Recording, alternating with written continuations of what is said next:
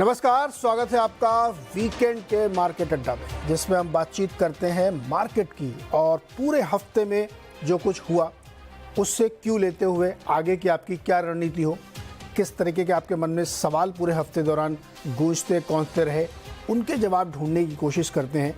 तो इस बार के हमने अड्डा का नाम रखा है कि इंडेक्स छोड़ो सेक्टर पकड़ो, क्योंकि इंडेक्स जो है ना 20,000 से थोड़ा सा नीचे 6-7 पॉइंट के बाद वो आ गया, फिर ऊपर नीचे हो रहा है लगातार। उसमें अच्छी खासी वॉलेटिलिटी इस वीक में देखने को मिली, लेकिन कुछ जगहों पे, कुछ पॉकेट्स में, जिनको हम सेक्टर्स कहते हैं, ज़बरदस्त लोगों ने पैसे बनाए होंगे और आगे भी क्या उनमें पैसे बनाने की गुंजाइश है क्या, इसलिए इसका नाम रखा है कि इंडेक्स छोड़ो सेक्टर पकड़ो। यानी मूल बात यह है कि आप अच्छे स्टॉक्स अगर चुनने में सफल हो जाएं तो फिर बात बनती है। लेकिन कैसी ऐसी चीज़ें हुई जिनको समझना ज़रूरी है, तभी आप मार्केट में इस थीम को पकड़ पाएंगे और मार्केट को अप्रोच कर पाएंगे। तो इसीलिए आज इन सारे सवालों पे चर्चा होगी और इस शो देखने के बाद आपके मन में कोई सवाल बचेगा नहीं। अगले हफ्ते फिर नया सवाल हम लोग ढूंढेंगे। तो आज हम क्या बात करने वाले हैं, किन किन जो मेन टॉपिक्स हैं ऑन द शो जिसको हम कहते हैं, वो आपको बता देते हैं। एक तो मार्केट का सेटअप क्या है इस समय, ये समझने की कोशिश करेंगे कि इस समय जो मार्केट है उसमें क्या क्या चीज़ें प्ले हो रही हैं, क्या क्या चीज़ें रोक रही हैं, कहाँ कृपा रुक जा रही है, क्यों 20,000 को टच नहीं कर पाया, क्या दिक्कतें हो सकती हैं और ये क्या उसकी बड़ी स्ट्रेंथ है जिस पर आगे होगा। दूसरा, कुछ 2-3 सेक्टर्स हैं जिसकी थीम को हम पकड़ने की कोशिश करेंगे। जैसे फार्मा की तंदुरुस्ती का राज क्या है, ज़बरदस्त तरीके से फार्मा स्टॉक्स में आप देखा होगा एक रैली बनी, तो क्यों इतनी रैली बन रही भाई, अचानक से क्या हो गया उनमें, ये समझेंगे। आईटी से क्या एग्जिट का समय है क्या, क्योंकि बहुत सारे बड़े इन्वेस्टर्स जिनको हम एफआईज कहते हैं उन्होंने एग्जिट लिया है। समस्या क्या है, क्यों इतने दिन तक अभी भी उसमें लोग कह रहे हैं कि 1-2 क्वार्टर और, जो मतलब पिछले 10 क्वार्टर से मैं यही सुन रहा हूँ, 1-2 क्वार्टर और 1-2 क्वार्टर, अभी कितने और क्वार्टर रुकना है ये जानना है आईटी सेक्टर में। पावर सेक्टर्स का बहुत ही पावरफुल प्रदर्शन हम लोगों ने देखा, क्या उसमें बदल रहा है उस सेक्टर में, उसको समझेंगे। और चौथा एक और हम लोग टच अपॉन करेंगे, वो है कंजम्पशन वाला सेक्टर, जिसको कंज्यूमर सेक्टर, एफएमसीजी सेक्टर, कुछ भी आप कह लीजिए, क्योंकि उसमें एक जो मुझे जो समझ में आ रहा है, एक विलन टाइप की चीज़ मुझे दिख रही है, फूड इन्फ्लेशन और सपोर्टेड बाय क्रूड शायद थोड़ी सी दिक्कत पैदा कर रही है, उसको समझने की कोशिश करेंगे। तो ये 4-5 विषय हम छुएंगे, लेकिन पहले सबसे ज़रूरी चीज़ है मार्केट का सेटअप क्या है, उसको हम समझेंगे।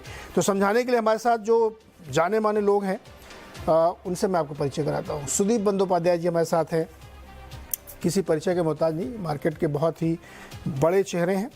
मनीष डांगी जी हमारे साथ हैं, मैक्रो मोज़ेक इन्वेस्टर्स के हैं और पता नहीं कितने बिलियन डॉलर मैनेज करते हैं, तो उनसे समझेंगे आजकल कहाँ पैसे लगा रहे हैं वो।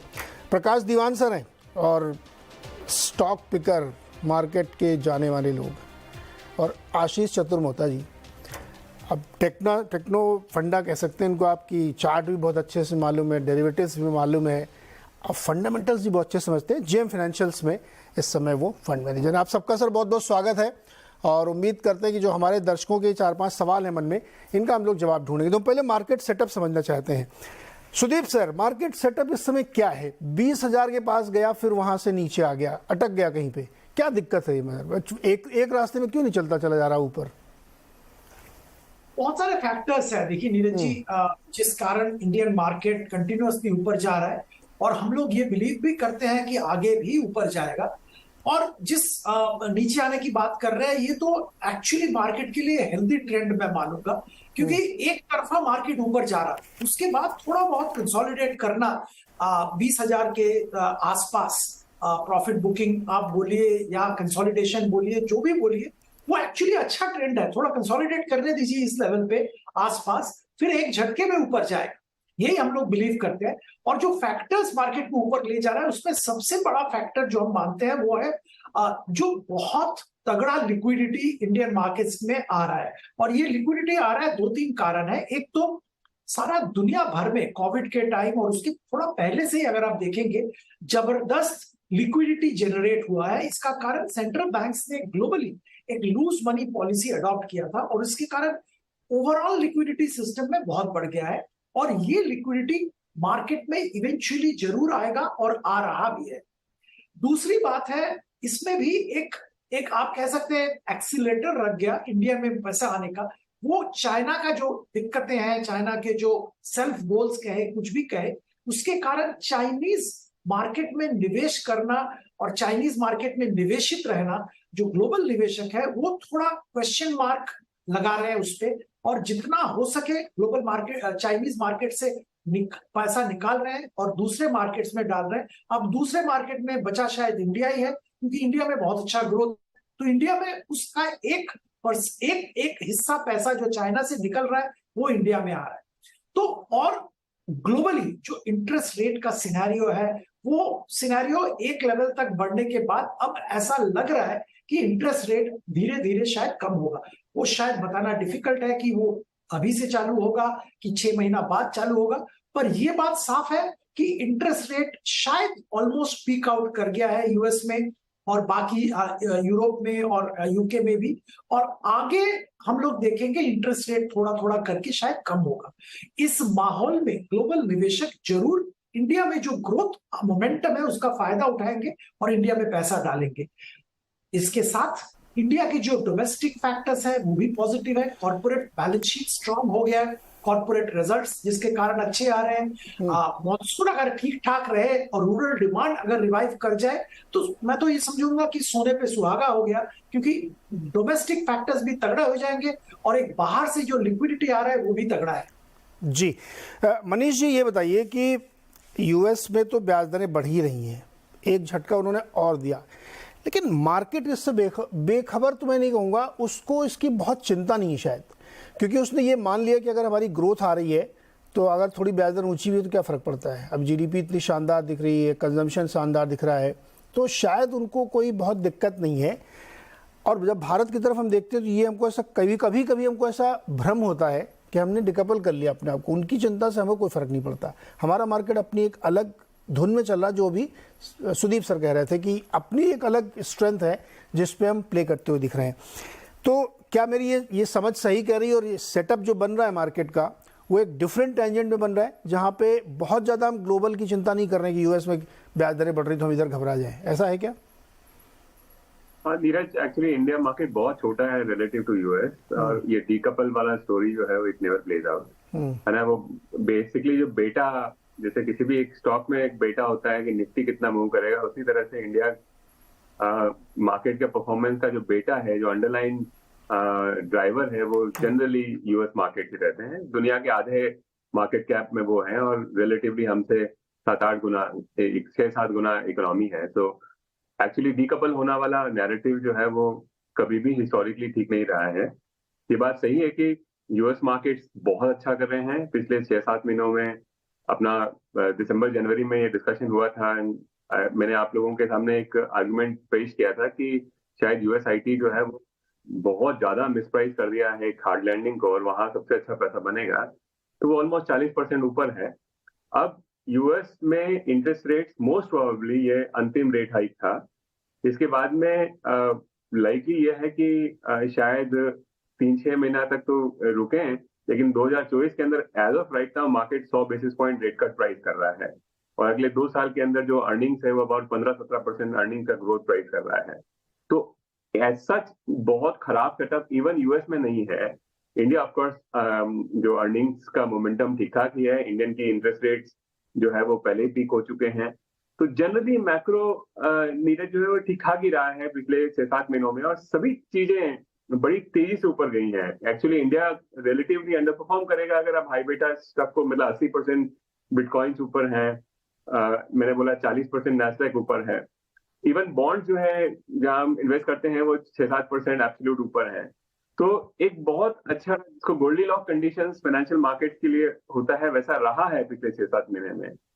अब एक्चुअली क्या होगा कि जैसा मैंने अपने एक नोट में आपको भेजा था, कल भी लिखा कि हम एक्चुअली यूएस आईटी से अब एग्जिट कर रहे हैं, बिकॉज हमको लगता है कि वो 19.5-20 टाइम फॉरवर्ड अर्निंग के ऊपर वो महंगे हो गए हैं generally speaking, US S&P also और नैस्डैक ऑल्सो।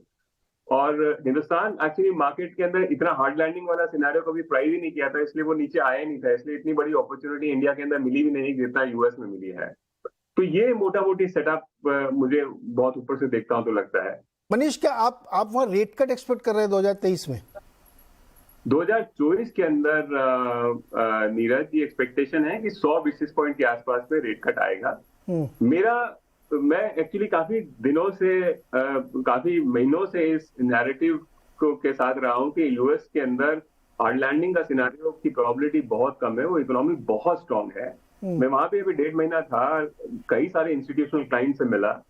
जनरली एक छोटी सी बात बताऊंगा आपको कि वहां पे जिसे भी आदमी से मिलो आप फंड मैनेजर को, तो वो बहुत मंदी कराता है। इंडिया में किसी भी फंड मैनेजर से मिलो वो बहुत तेजी कराता है। और वो मार्केट 40% ऊपर है, उन्होंने तहस नहस परफॉर्म दिया है पिछले 5 साल 10 साल के अंदर। लेकिन आप एवरेज मैनहट्टन में किसी से भी जाके मिलो, मतलब एवरेज बता रहा हूँ मैं, वो बहुत मंदी कराते हैं। अच्छा, मोटी बात आपने मुझे रेट कट की पूछी। हालांकि कई लोग अभी भी बेरिश हैं इंटरेस्ट रेट्स पे। मैं खुद बहुत बेरिश था पिछले 1.5-2 सालों से। मेरा व्यू यह है कि रेटें पीक हो चुकी है यूएस के अंदर, और अगर जो ग्लोबल इन्वेस्टर है उनको टीएलटी या 10 साल 30 साल के बॉन्ड खरीदने चाहिए। मेरे ख्याल से 4.10 के आसपास में जो यूएस ट्रेजरी मिल रहा है वो मेरे ख्याल से एक बहुत अच्छी डील है। मनीष, बावजूद इसके कि वहां पे ग्रोथ रेट आप देख रहे हैं कि बियॉन्ड एक्सपेक्टेशंस है, अगर डॉलर थोड़ा सा वीक हुआ, रेट हाइक नहीं की इन्होंने, तो कमोडिटी बाउंस बैक कर सकती है, क्रूड ऊपर, फिर भी आपको लगता है रेट कट होगा?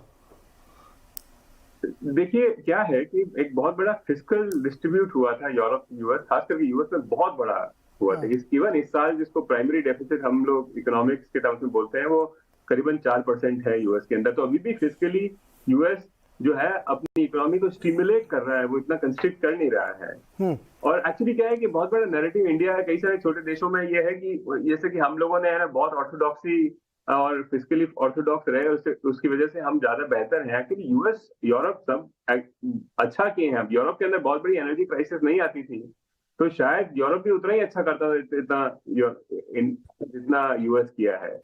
तो बड़ी बात यह है नीरज की अब बहुत जो फिस्कल डिस्ट्रीब्यूट हुआ था, जो लोगों के बैंकों में अकाउंट में पैसे आए थे, वो धीरे धीरे ड्विंडल डाउन हो रहे हैं। तो हमारा ये मोटा असेसमेंट है कि जितना भी 2020-21 के अंदर पैसा कंज्यूमर के पास में आया था, वो जिस रेट पे वो आज खर्च कर रहा है, उस रेट के आसपास में नवंबर दिसंबर तक वो जीरो हो जाएगा। यानी कि जो एक्सेस सेविंग थी, जो एकदम सांता क्लॉज ने बांटी थी, वो खत्म हो जाएगी। तो अब उसके बाद में क्या है, घर इतने महंगे हैं, महंगाई एक्चुअली इतनी हो गई, तो इसलिए मेरा अब ये मानना है कि जनवरी फरवरी के आसपास में यूएस एक सॉफ्ट पैच में घुस जाएगा। उसकी वजह से अब ये इंक्रीमेंटली, क्योंकि मार्केट हमेशा 6 महीने पहले प्राइस करता है, तो इसलिए मैंने लिखा अपने इन्वेस्टर्स को भी कि थोड़ा बहुत एग्जिट का माहौल बन रहा है। यूएस टेक महंगा भी है, और जनरली यूएस है ना सस्ता नहीं बोल सकते हैं, इसलिए आप 10 साल यूएस ट्रेजरी में घुस जाओ इंस्टेड ऑफ यूएस टेक। अच्छा, एक बहुत इंटरेस्टिंग बात आपने कही कि वहाँ के जो फंड मैनेजर है वो हमेशा मंदी कराते रहते हैं। ये आप ये बात देख सकते हैं, गोल्डमैन सैक्स की रिपोर्ट पढ़िए, जेपी मॉर्गन की पढ़िए, टीजीबी की पढ़िए, सबने रिपोर्ट डाली, अरे बस गिरने ही वाला है। और फिर एक हफ्ते बाद नहीं अभी मुझे लगता है यहाँ से S&P 300 पॉइंट और चलेगा। ये तो एक्चुअली स्ट्रीट है नीरज, स्ट्रीट है। अगर आप एक जेन्युइनली मतलब जो आगे पीएम्स हैं उनसे मिले हैं, जो बड़े एनीवे बिटवीन जो आदमी 10 से 200 बिलियन डॉलर के बीच में मैनेज करता है, आप जिससे भी मिले, और मैं 1.5 महीना में ऑलमोस्ट 20-22 दिन मैनहट्टन में था, मतलब जिससे भी मिलो आप, ये कमूमन हर आदमी यूएस पे मंदी में है, यूएस की पॉलिटिकल ड्रिफ्ट पे मंदी में है, यूएस की आउटलुक बहुत खराब है, हमारे यहाँ बहुत बड़ा हार्ड लैंडिंग हो जाएगा। तो मतलब एक अलग माहौल है वहाँ पे, उसी वजह से उस देश के अंदर बार बार इतनी बड़ी अपॉर्चुनिटीज मिलती है। वहाँ एकदम कुछ सेक्युलर, वो 30 से 25 ट्रिलियन डॉलर की इकोनॉमी है, लेकिन ऐसा माहौल जो अपने हिंदुस्तान में है कि हम मुझे लगता है कि हम लोग, हमारे जो फंड मैनेजर है भारत वाले, वो इसीलिए तेजी में रहते हैं कि उनको पता है कि ये जो बता रहे हैं ना कि मंदी दरअसल ये तेजी में है, तो इसलिए हम लोग उनको पहले प्रियम्प्ट करके तेजी में रहते। प्रकाश जी, ये बात सही है, हमको पता है कि वो लोग गलत बोल रहे हैं, एक्चुअल वो तेजी में, तो इसलिए तेजी हम लोग पहले ही बोल देते हैं। आपके साथ सेटअप क्या है मार्केट का?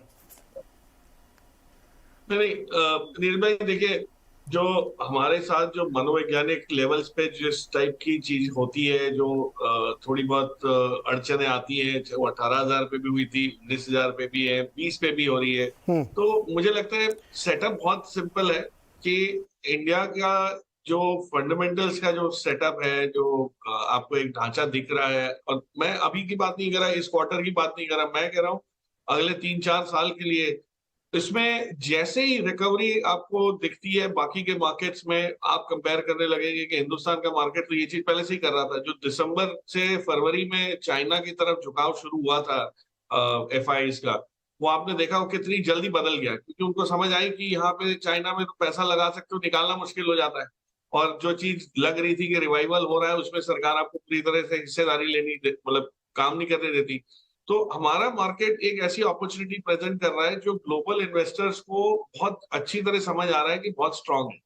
यूएस के मार्केट में जो मैं बिल्कुल मनीष जी से सहमत हूँ इस बात की कि जो आंकड़े आ रहे हैं वो ये दर्शा रहे हैं कि जो रिसेशन का डर था उसकी वजह से जो सेल ऑफ आया, उसकी वजह से जो डी स्टॉकिंग हुई, कारोबारों में जो स्लो डाउन आया, ऑफिसेस खाली पड़े रह गए, ये सब जो हो रहा था वो रिसेशन के डर से एक एंटिसिपेशन में था, लेकिन रिसेशन तो आया नहीं।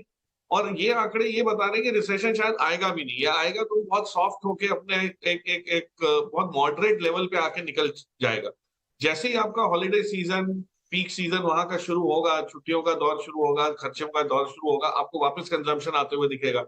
लेकिन फर्क इस बार ये होगा कि यूएस मार्केट रिवाइव होगा, पैसा एफआईज का शायद वापस जाएगा भी हमारे यहाँ से, लेकिन हमारी कंपनीज के फंडामेंटल्स में कोई चेंज नहीं होने की वजह से जा रहा है। वो वहां पे ऐसा नहीं है कि हमारी कंपनीज की परफॉर्मेंस खराब है। आज आप बैंकों के रिजल्ट्स देखिए, आप पीएनबी का देखिए, बीओआई का देखिए, आप कैनरा बैंक देखिए, हर जगह आपको एक वो दिख रहा है, स्ट्रेंथ दिख रहा है कि पीएसयू बैंक्स ने जो काम किया वो वन ऑफ नहीं है, वो एक ट्रेंड सेट हुआ है जिससे इंप्रूवमेंट आपको आगे चल के दिखता हुआ समझ आ रहा है। कैपिटल गुड्स में देखिए, डिफेंस कंपनीज का देखिए। तो मुझे ये लगता है कि आपके पास बहुत सुनहरा मौका आएगा जहां पे एफआईज शायद अगर अगस्त सितंबर के महीने में यूएस मार्केट में जाने लगते हैं वहां के इंप्रूवमेंट को देखते हुए, तो हमको चीजें सस्ते में मिलेंगी और उसके बाद जो चाल आएगी मार्केट की वो आपको बहुत अच्छी तरह रिवॉर्ड कर सकेगी। तो आपको एक अच्छा एंट्री का मौका मिल रहा है जो फंडामेंटली वीकनेस की वजह से नहीं है बट लिक्विडिटी फ्लोज की वजह से है, और उस मौके को ना छोड़ें,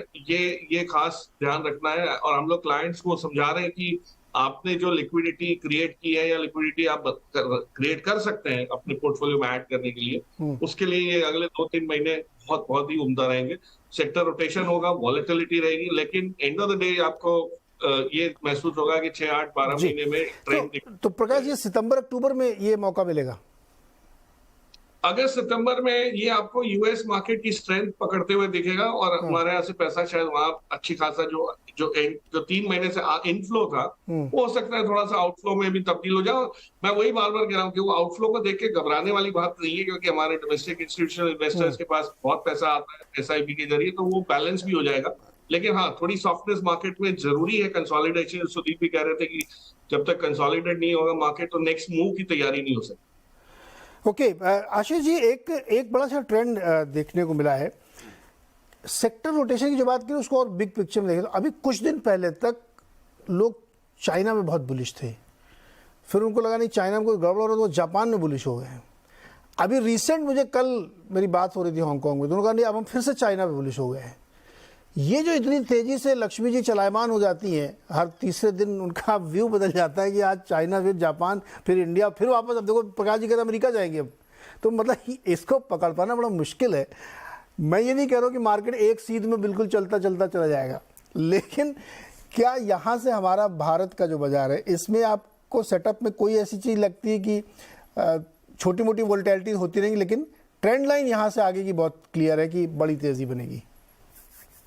बिल्कुल नीरज जी, तो ट्रेंड हमारा बहुत ही क्लियर है। मैं प्रकाश जी के साथ एक चीज से एग्री करूंगा कि यूएस मार्केट में जब मैं डाउ के चार्ट्स को देखता हूं तो 15 महीनों के कंसोलिडेशन के बाद डाउ में एक तेजी शुरू हुई है और वो तेजी बरकरार रहेगी। जो 12,000 का इंडेक्स है वो आपको शायद 13,500-14,000 का इंडेक्स होता हुआ नजर आए, बट इससे हमारे मार्केट में बहुत ज्यादा फर्क नहीं आएगा। और इसका कारण मैं आपको 2 तरीके से समझाऊं। अगर से आपने जो थीम पकड़ा, इंडेक्स छोड़ो सेक्टर पकड़ो, ये बहुत ही सही थीम है, क्योंकि आप अगर से इंडेक्स का कॉन्ट्रीब्यूशन देखें तो एक्सेप्ट बैंकिंग, फाइनेंशियल, जहां पर पे एक अच्छा क्रेडिट ग्रोथ एनवायरमेंट आ रहा है, लो एनपीए के नंबर्स हैं, निम का एक्सपेंशन है, तो वहां पर पे तो एक अच्छी तेजी देखने को मिल रही है। पर अगर से आप एफएमसीजी, आईटी या इस तरह के जो सेक्टर का कंट्रीब्यूशन देखें तो इनकी वजह से कहीं ना कहीं इंडेक्स में वो ताकत नजर नहीं आएगी जो आपको इंडिविजुअल सेक्टर्स या कंपनीज में देखने को मिल रही है। अब अगर से आप डोमेस्टिक फोकस्ड सेक्टर्स को देखें, चाहे वो रियल स्टेट स्पेस हो, चाहे वो पब्लिक सेक्टर अंडरटेकिंग्स हो जैसे कि NTPC, power grid, REC, PFC, या पब्लिक सेक्टर बैंक्स की हम बात करें तो उनका जो रिलेटिव आउट परफॉर्मेंस है वो इतना जबरदस्त है कि वहां पर पे जो ट्रेंड बन रहा है वो मेरे हिसाब से बहुत ही सस्टेनेबल रहेगा। और इसी वजह से मुझे लगता है कि हमारे मार्केट में सबसे ज्यादा अभी एक सेक्टर रोटेशन की जगह बन रही है, और खास तौर पे डोमेस्टिक फोकस जो सेक्टर्स हैं उनकी जो तेजी है वो बहुत ही बढ़िया बरकरार रहेगी। और जैसे कि आपने कहा आईटी या हो सकता है कि स्पेशलिटी केमिकल सेक्टर जो कि बहुत ज्यादा डिपेंडेंट है ग्लोबल एनवायरनमेंट पे, वहां एक सबड्यूड एनवायरनमेंट रहे, हो सकता है डाउनसाइड लिमिटेड हो क्योंकि ऑलरेडी स्टॉक्स काफी करेक्ट हो गए। बट पॉइंट है कि इन सेक्टर्स में अभी भी कंसोलिडेशन काफी लंबे समय तक चल सकता है, जबकि जो डोमेस्टिक फोकस थीम्स है वहां पर पे एक जबरदस्त तेजी देखने को मिलेगी। जैसे हमने डिफेंस की बात की थी आज से 6 महीने पहले, या अभी रेलवेज की बात हुई, जिस तरह से 2,40,000 करोड़ का रेलवे केपेक्स का बजट हुआ, तो आपने देखा किस तरह के रेलवे स्टॉक्स में एक जबरदस्त तेजी देखने को मिली। तो ये मेरे हिसाब से थीम हमारे यहाँ बरकरार रहेगा और बाय ऑन डिप का हमारा मार्केट रहेगा। तो मेरे हिसाब से घबराने की जरूरत नहीं। हाँ, जरूर सेक्टर रोटेशन होता रहेगा और उसको तो प्ले करना बिल्कुल पड़ेगा ही, और उसके लिए तो कहीं ना कहीं आपको मार्केट में एक सेक्टर की अंडरस्टैंडिंग डेवलप करना जरूरी है। बट मेरे हिसाब से public sector undertaking, PSU banks, capex theme, manufacturing theme, ये कहीं ना कहीं बहुत ही बढ़िया ट्रेंड के अंदर मेंटेन रहेगी। समस्या ये है सर कि जब तक एक सेक्टर को आप समझते हैं तब तक दूसरा चलने लगता है। अभी बैंक ढंग से लोग समझ नहीं पाए थे कि लीजिए फार्मा चलने लगा है। अब 2-3 दिन से क्या धमाकेदार तेजी फार्मा में बन रही है। अभी फार्मा को हल्का समझ ही रहे थे लोग, इधर पावर निकल गया। अब हो सकता है मंडेज टेक्सटाइल चलने लगे। तो ये जो रोटेशन न्यूज़ के तरीके से बदल रहा है ना हर दूसरे दिन, और ये ऐसा नहीं कि एक ही दिन का वन डे वंडर हो, चलता है ये लंबा, मतलब 10-15 दिन 20 दिन चलता। तो इसीलिए हमने सोचा नाम ये रखना चाहिए, इंडेक्स छोड़ो सेक्टर पकड़ो। सुदीप सर, 4 सेक्टर के हमने जिक्र किया था, मैं 2-2 सेक्टर करके डिस्कस करता हूँ। फार्मा और इंडेक्स आईटी में क्या पकड़ें क्या छोड़ें? ये मैं तो आपने जो थीम चुना वो तो बिल्कुल बढ़िया थीम है, इंडेक्स छोड़ो सेक्टर पकड़ो। बट मैं उसको थोड़ा, हम लोग जो देखते हैं ना उसको थोड़ा आगे देखते हैं। देखिए फार्मा में भी बहुत तरीके के कंपनीज है, ऐसा नहीं है कि होमोजीनियस है। आईटी में भी ऐसा नहीं है कि होमोजीनियस है, बहुत तरीके के आईटी कंपनीज है। अब फार्मा की अगर बात करें तो हमारा व्यू करीबन पिछले 6-8 महीने से यही रहा है कि जो डोमेस्टिक फोकस्ड फार्मा कंपनीज है उनका परफॉर्मेंस अच्छा होगा ही, क्योंकि डोमेस्टिक फार्मा मार्केट में बहुत जबरदस्त ग्रोथ है और ये ग्रोथ का फायदा जो कंपनीज डोमेस्टिक फोकस्ड है उनको मिलेगा। तो मैं तो इसी थीम पे रहना चाहूंगा कि इसी थीम पे अगर आप प्ले करें, अब अगर मैनकाइंड फार्मा ले, अजंता ले, या कोई भी जिसका डोमेस्टिक, टोरेंट फार्मा की बात करें, डोमेस्टिक बिजनेस तगड़ा है, वहां पे जरूर ध्यान देना चाहिए। अब रही बात बड़े जो फार्मा कंपनीज हैं जिनका यूएस में ज्यादातर बिजनेस है, वहां पे मैं अभी तक इससे सहमत नहीं हूं कि वहां पे जो यूएस में जो दिक्कतें थी, जो प्राइसिंग प्रेशर था, जो कंपटीशन था वो खत्म हो गया और आगे फिर वापस बहुत अच्छा ट्रेंड आ जाएगा। I am still not comfortable उस लॉजिक से। ये बात सही है कि pharma was beaten down, really beaten down, तो एक बार वापस वहां पे ट्रैक्शन देखने को मिल रहा है, but I don't think I will jump. अगर आप स्पेसिफिक कंपनीज की बात करें तो सिप्ला में जबरदस्त न्यूज है कि शायद कुछ बड़ा कॉर्पोरेट रिस्ट्रक्चरिंग होने वाला है, वो ये सब चलते काउंटर्स चलते हैं। पर मैं तो इस पे अभी भी I am not still convinced. I will stick with domestic focused pharma companies by and large even now. अब आईटी की अगर बात करें, आईटी में भी ऐसे ही है, कंपनीज बहुत सारे टाइप के कंपनीज हैं। कुछ कंपनीज हैं जो कि स्पेसिफिकली ऐसे सेक्टर्स को केटर कर रहे हैं जहां पे बहुत अच्छा ट्रैक्शन ग्लोबली है। जैसे देखिए travel and tourism, now rate gain, मैं एग्जांपल दे रहा हूं, ट्रैवल टूरिज्म को केटर करता है, बहुत बेहतरीन परफॉर्मेंस दिखा रहा है क्वार्टर ऑन क्वार्टर, और हम लोग ये मानते हैं ऐसा परफॉर्मेंस चलता रहेगा। तो अगर आप उस आईटी कंपनी में निवेश कर रहे हैं तो आपको अच्छा फायदा मिलेगा। ऑफ कोर्स आपको ये ध्यान में रखना पड़ेगा कि किस लेवल पे आप एंट्री कर रहे हैं। अगर आप कोफोर्ज की बात करें, वहां पे भी एक ट्रैवल टूरिज्म का वर्टिकल है जो जबरदस्त है। अगर आप एम्फेसिस की बात करें, एम्फेसिस में बीएफएसआई एक बहुत बड़ा हिस्सा है। अगर ग्लोबली बीएफएसआई में प्रॉब्लम है तो एम्फेसिस में भी शायद प्रॉब्लम आएगा। तो मैं ये मानता हूं कि आपको बहुत ही कंपनी स्पेसिफिक होना पड़ेगा और ग्लोबली जो सेक्टर्स चल रहे हैं और या तो जो पॉकेट्स चल रहे हैं उसके साथ जिसका लिंक है उसी पे फोकस करना पड़ेगा आईटी। प्रकाश जी, मेरा एक सवाल ये है कि जो बात अभी सुदीप सर कह रहे थे कि डोमेस्टिक फार्मा वाले में रिस्क कम है, यूएस एफडीए का झंझट नहीं उतना ज़्यादा, और अपनी इंडस्ट्री की ग्रोथ है, मैनकाइंड फार्मा लिस्टिंग की बात से बढ़िया कर रहा है। लेकिन अभी जो हाल फिलहाल में रिजल्ट आए उन सब ने ये कहा कि अमेरिका में हमारा बहुत बढ़िया कारोबार चल रहा है, ग्रोथ बहुत अच्छी वहाँ से आ रही। एक्चुअली उसी के दम पे सन फार्मा, डॉक्टर रेड्डीज, सिप्ला, ल्यूपिन, ग्लेनमार्क, ये सब में धुआंधार तेजी आई। एक महीने में 18-20% चल गए और हाईली अंडर ओन्ड है ये, बहुत ही कम। मतलब 2015 में अगर आप ल्यूपिन में देखिए FI 37% था, अभी 13% है। सन फार्मा में 24 से 16 हो गया है और डॉक्टर डीज में 38 से 26। तो हाईली अंडर ओन्ड सेक्टर है फार्मा। और अब वो कह रहे हैं कि यूएस में ग्रोथ मेरी लौट आई है, तो इसलिए उन स्टॉक में चल रही है। इसी के साथ मैं आईटी जोड़ देता हूं, दोनों का बेस यूएस है। उधर सही मामला हुआ तो आईटी भी चलेगा, फार्मा चलेगा, लेकिन आईटी नहीं चल रहा है, वो ठहर गया। उस पर मुझे प्रकाश चाहिए आपसे। अच्छा, आपका नाम भी प्रकाश है सर, तो दोनों में प्रकाश डालिए कि कौन सा सेक्टर आप पकड़ेंगे, कौन सा छोड़ेंगे। इसमें देखिए ऐसा है, फार्मा सेक्टर में पिछले 2-3 रोज से जो हम एक एक्साइटमेंट देख रहे हैं, बस देख रहे हैं, उसका कारण ये है कि इस सेक्टर में पिछले 2 साल में, अगर आप जैसे बीएसई हेल्थ केयर इंडेक्स लीजिए, और वो अच्छा खासा रिप्रेजेंटेटिव इंडेक्स है, 100 कंपनी है उसमें, ये नहीं कि 10-12 कंपनी को लेके बनाया गया है, तो 100 कंपनी का इंडेक्स है। इसका रिटर्न मुझे जहां तक याद है पिछले 2 साल का सिर्फ 8-8.5% है।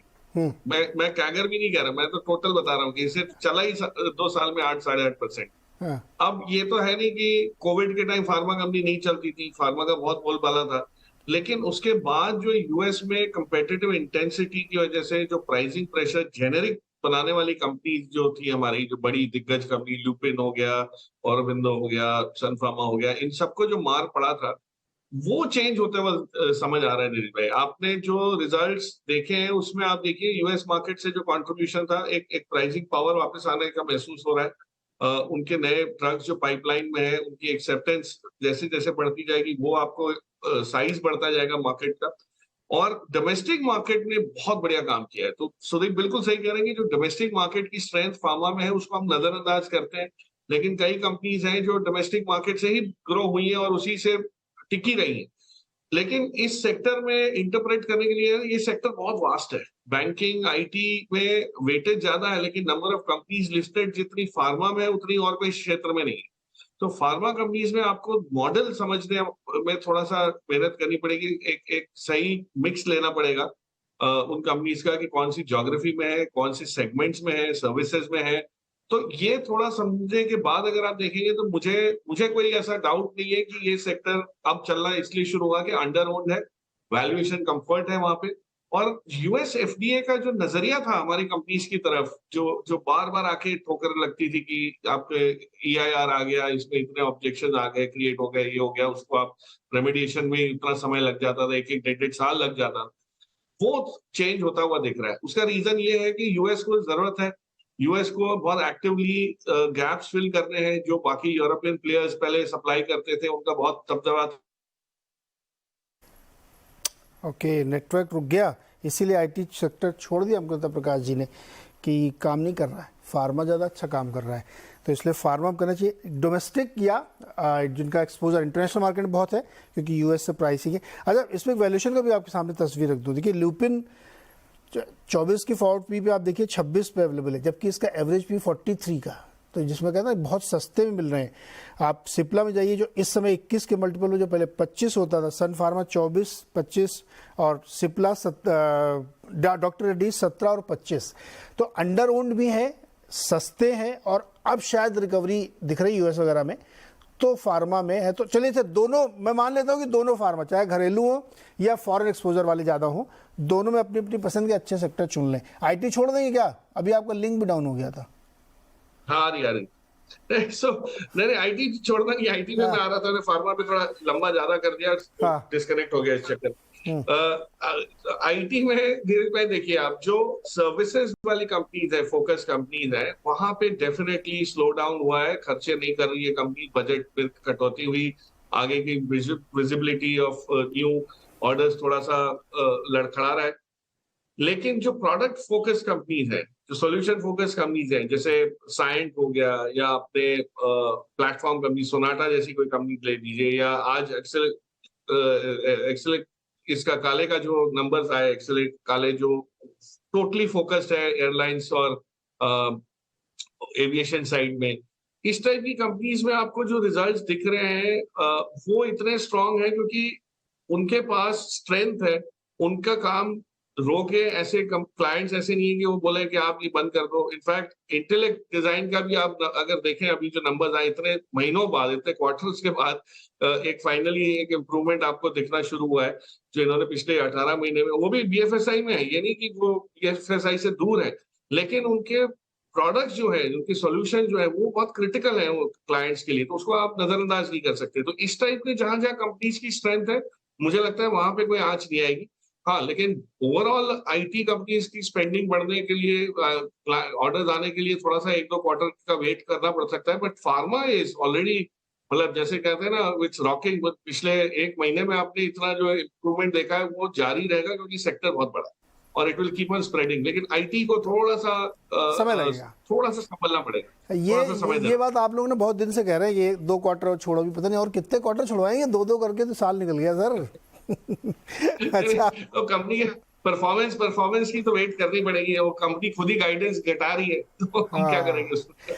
मनीष जी, आईटी सेक्टर, मुझे एक चीज़ और समझाइए। अभी आपने कहा कि यूएस के आईटी पर आप नेगेटिव हैं, आपको लगता है बहुत महंगी हो चुकी हैं। नो डाउट बहुत चली भी तो है, वो 40% का रिटर्न तो केवल नैस्डैक में हुआ है। मैं इंडियन कॉन्टेक्स्ट में समझना चाहता हूँ, क्या सिर्फ ये प्रॉब्लम थी कि यूएस में कंपनीज स्पेंडिंग नहीं कर रही थी, बैंकिंग प्रॉब्लम थी, इस वजह से हमारी कंपनियों को काम नहीं मिल रहा था, डील रीनेगोशिएट हो रही थी, रीप्राइसिंग हो रही थी, डील थोड़ी बहुत कैंसिल भी हो रही थी, या फिर हमारा बिजनेस मॉडल इन क्वेश्चन है? क्योंकि अब अगर गिटहब को पायलट एक्स 10 आदमियों का काम एक आदमी कर सकता है, 10 घंटे काम 1 घंटे में हो सकता है, तो फिर आपका ह्यूमन रिसोर्स मुझे चाहिए नहीं ना इतना, तो आप बिजनेस मॉडल को रिस्ट्रक्चर करें। ये समस्या क्या है हमारी इंडियन आईटी कंपनीज की? नहीं, तो मुझे लगता है नीरज जी की एक आम जो एनालिस्ट है मेरे जैसा या कोडर है, वो एक्चुअली बिकॉज ऑफ एलएलएम से बहुत सारी जो दूसरी चीजें हैं, गिटहब जैसे आपने बताया, तो उसकी वजह से वो अपग्रेड हो गया है, तो उसकी एफिशिएंसी बढ़ गई है।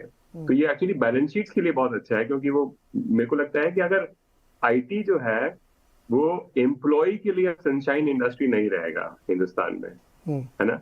मेरे को लगता है कि वो गवर्नमेंट के लिए भी एक सनशाइन इंडस्ट्री नहीं रहेगा, जो जिस तरीके से हर साल एक होड़ के अंदर सॉफ्टवेयर इंजीनियर को ये लोग रिक्रूट करते थे, वो नहीं होगा।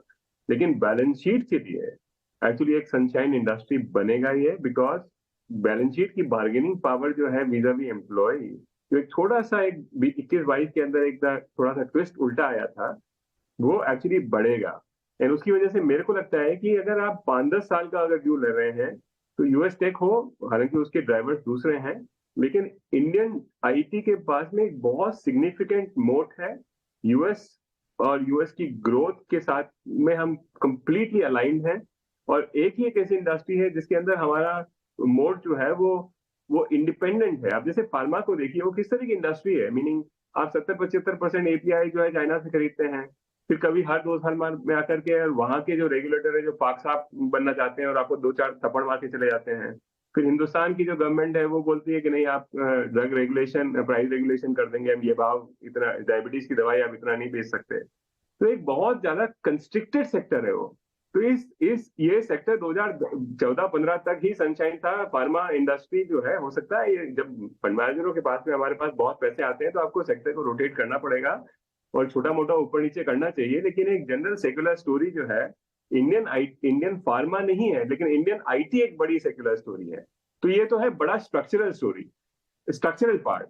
यस, शॉर्ट टर्म के अंदर बिकॉज मैं खुद अब आर्ग्यू कर रहा हूं कि शायद यूएस टेक जो है वो एक थोड़ा सा पीकिश है, ब्लो ऑफ पीक हो चुका है, तो उसकी वजह से क्योंकि लोकल आईटी भी उससे अलाइन रहती है, तो मेरे को लगता है कि वहाँ छोटा मोटा स्ट्रगल कुछ महीने के लिए अभी आ सकता है। तो ये मेरा मोटा बिग पिक्चर व्यू है बिटवीन 2 सेक्टर। नहीं, बहुत सर, इसमें हम लोग किसी सर और एक शो प्लान करते हैं, क्योंकि आईटी को मुझे लगता है कि ठीक से समझने की ज़रूरत है सारे इन्वेस्टर्स को, क्योंकि ये एक बहुत बड़े ट्रांसफॉर्मेशन से गुजर रहा है। और आप जो बात करें कि बैलेंस शीट में तो बहुत ज़बरदस्त शाइन होगा, लेकिन शायद एम्प्लॉय के लिए उतना अच्छा ना हो, नौकरियाँ उतनी ना मिले, खुले शब्दों में कि उतनी शायद नौकरी ना मिले, लेकिन बैलेंस शीट बहुत अच्छी हो जाएगी, तो इन्वेस्टर के लिए हो सकता है। जी छोटे सर, मैं एक बात बताऊं आपको कि मैं बॉस्टन गया था और ऑल्सो शिकागो में, जो अभी भी ऐसी हालत है कि जो यूएस जो टेक फर्म्स हैं उसका 70-80% स्टाफ जो है वो घर से ही काम कर रहा है। ठीक है, अब आप जैसे हिंदुस्तान में बहुत सारी रीट लिस्टेड हैं बैंगलोर की। असली बात यह है कि एक बहुत बड़ा रेसिस्टेंस है एम्प्लॉय का कि वो अब नहीं आएगा ऑफिस, और उसकी वजह से अगर आप इंक्रीमेंटली अगर एम्प्लॉय भी कम करोगे और प्लस लड़का जो है वो घर से ही काम करेगा, तो जैसे अब इसका जो साइड इफेक्ट्स है वो कमर्शियल रियल एस्टेट के अंदर काफी मंदी आ सकती है, जो बहुत तोड़फोड़ तेजी में रहा है पिछले 10-12 साल से। तो आईटी जो बैंगलोर एक हब बन चुका था from the point of view कि सारे बच्चे जो है वहीं जाना चाहते हैं, वहीं सेटल होना चाहते थे, इंक्रीमेंटली जो जॉब की बॉयंसी है वो गवर्नमेंट के लिए एक बहुत बड़ा हेडेक हो सकता है। लेकिन मैं फिर से बात बता दूं कि एक एवरेज एनालिस्ट की तरह से या फिर एक आईटी फर्म के जो प्रमोटर से मैं बात करता हूं तो वो बड़े खुश हैं इस चीज को लेकर के कि एक अच्छा कोडर जो है वो एक्चुअली आप 2x से 10x के बीच में हो गया है। तो वो उनके लिए बहुत अच्छा है, क्योंकि वो प्रॉफिट जब एम्प्लॉय की बार्गेनिंग पावर एक सर्विस सेक्टर के अंदर कम होती है तब तक बैलेंस शीट की प्रॉफिटेबिलिटी इंप्रूव होती है, और वही जो है मार्केट इवेंचुअली दिखाता है। ये एक्चुअली ये बहुत इंटरेस्टिंग चीज़ है। इसीलिए तो आपका वर्डिक्ट फिर इंडियन आईटी में लॉन्ग टर्म के लिए बहुत पॉजिटिव, और फार्मा आप फिलहाल उससे दूरी रखेंगे। आशीष जी, आपने कुछ खरीदा भी? इतनी जो बड़ी रैली 18-20% की फार्मा में हुई है। बिल्कुल। तो नीरज जी, जैसे हम लॉन्ग टर्म चार्ट्स की भी बात करेंगे कि 2015 में निफ्टी फार्मा था 14,000 का लेवल, और आज जब आप देख रहे हो 8 साल बाद तो वो है हार्डली 14,900 का। इसका मतलब है कि आपने कोई बड़ी तेजी नहीं देखी, और इस पीरियड में निफ्टी 9,000 का 19,000 हो गया है। तो हमें शॉर्ट टर्म की तेजी लगती है, जिसकी वजह से लगता है कि शायद कहीं मुंह मिस हुआ है या आगे जगह है कि नहीं, पर जगह बहुत है, क्योंकि आप ये समझेंगे कि ये करीब 8 साल के बाद अब आप जाके फार्मा में रिटर्न आपको बनना शुरू हुए। और इसके बनने के 3-4 बड़े रीजन है। एक तो रॉ मटेरियल के जो प्राइसेस है वो अब आपके स्टेबल होना शुरू हो गए, फ्रेट रेट्स जो है वो स्टेबल होना शुरू हो गए, यूएस जेनरिक जो प्रेशर था, प्राइसिंग प्रेशर, वहां ईज आउट हो गया, क्योंकि आप देखिए 16% का हमारा वॉल्यूम ग्रोथ था यूएस के अंदर में फार्मा एक्सपोर्ट का फॉर्मुलेशन साइड पे, पर 11% का आपका प्राइसिंग प्रेशर था, जिसकी वजह से जो नेट ग्रोथ आई वो 5 से 6% की आई। अब ये जो जेनरिक प्राइसिंग प्रेशर है 11% से ये आ गया है सिंगल लो डिजिट के अंदर में, जिसके चलते अब आपको यूएस के जेनरिक साइड पे भी ग्रोथ देखने को मिलेगा। और जैसे कि हम बात कर रहे थे कि डोमेस्टिक साइड पे तो काफी अच्छा काम हम कर ही रहे थे, तो ओवरऑल हमें लगता है कि अब जो मार्जिन है वो आपको करीब जो आज 20-22% की मार्जिन फॉर्मुलेशन साइड पे है, वहां पे 150 से 200 बेसिस पॉइंट का जंप देखने को मिलेगा, और जिसके चलते मुझे लगता है कि मार्जिन एक्सपेंशन आपको फार्मा कंपनीज में देखने को मिलेगा। सेकंड, आपने ऑलरेडी बताया कि किस तरह से वैल्यूएशन काफी कंफर्टिंग है इस समय पर पे फार्मा कंपनीज के। और तीसरी बात है कि क्या ये सब चीज मार्केट लाइक कर रहा है, जिसको हम टेक्निकल से समझने की कोशिश करते हैं, और जो हम बता रहे हैं कि 8 साल के बाद फार्मा इंडेक्स नए ऑल टाइम हाई पे आ रहा है, तो इसका मतलब है नया इंटरेस्ट इस पूरे स्पेस में बन रहा है, तो जिसके चलते मेरा मानना है कि फार्मा कंपनीज में अच्छी तेजी आपको देखने को मिलेगी। वर्सेस अगर से हम आईटी देखें तो आईटी में कंसिस्टेंटली आपको दबाव देखने को मिल रहा है, क्योंकि डिस्क्रिशनरी आईटी स्पेंडिंग ऑब्वियसली बहुत प्रेशर में है। और अगर से आप एक टिपिकल आईटी बजट देखें तो 20% से 25% का जो आईटी बजट होता है वो डिस्क्रिशनरी स्पेंडिंग की तरफ होता है, और वहां पर पे काफी मार इस समय हमें देखने को मिल रही है। तो इस एनवायरनमेंट में कोई बहुत बड़ा पैसे का फ्लो आईटी के large cap sector, large cap stocks के तरफ नहीं जाएगा। मिड कैप कंपनीज काफी है, जैसे कि अभी बात चल रही थी, बिरला सॉफ्ट हो गया, न्यूजेन हो गया, या इंटेलेक्ट जैसी कंपनी हो गई प्रोडक्ट में, या ईआर&डी के अंदर में केपीआईटी जैसी कंपनीज है, इनके अंदर ट्रैक्शन बना रहेगा। बट लार्ज कैप आईटी में मुझे लगता है कहीं ना कहीं दबाव की स्थिति या कंसोलिडेशन की स्थिति इस समय पे देखने को नजर आएगी। ओके, तो दोनों सेक्टर में स्थिति बिल्कुल साफ है। फार्मा अभी डार्लिंग है और आईटी से थोड़ा सा दूरी रहेगी अभी।